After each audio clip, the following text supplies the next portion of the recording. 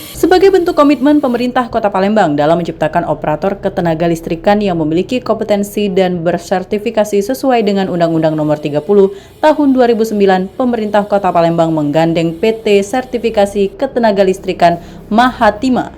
Selaku orang nomor 1 di Kota Palembang, Ratu Dewa mengungkapkan pelatihan ini merupakan bekal tersendiri bagi para operator ketenaga listrikan baik di lingkungan pemerintah Kota Palembang maupun swasta. Dalam bahasan tersebut, pihaknya juga tidak hanya terfokus pada proyek pengolahan sampah menjadi energi listrik, akan tetapi juga bagi para OPD lainnya.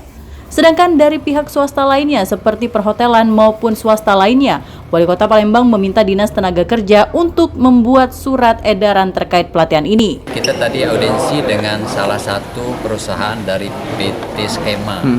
Jadi PT Skema ini mengingatkan kita semua termasuk pemerintah kota kaitan dengan adanya Undang-Undang 30 tahun 2009 bahwa setiap para operator dan juga memiliki kompetensi tentang ketenaga listrikan.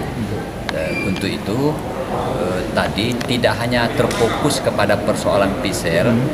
Kalau dari PISER saya sudah minta tadi Dinas Lingkungan Hidup untuk dikomunikasikan dengan pihak IGP bahwa seluruh yang bergerak di bidang ketenaga listrikan harus memiliki kompetensi sertifikasi khusus di bidang listrik.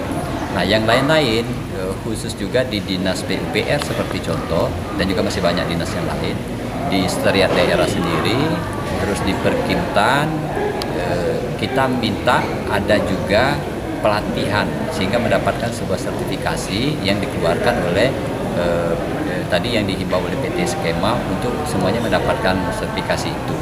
Sedangkan dari pihak swasta lainnya, perhotelan dan juga unsur swasta lainnya, saya sudah minta dengan Dinas Tenaga Kerja untuk membuat surat edaran mengingatkan kembali bahwa semua yang bergerak di bidang operator ketenaga listrikan harus memiliki kompetensi di bidang ketenaga listrikan. Saya kira itu tadi audiensi dari PT Skema.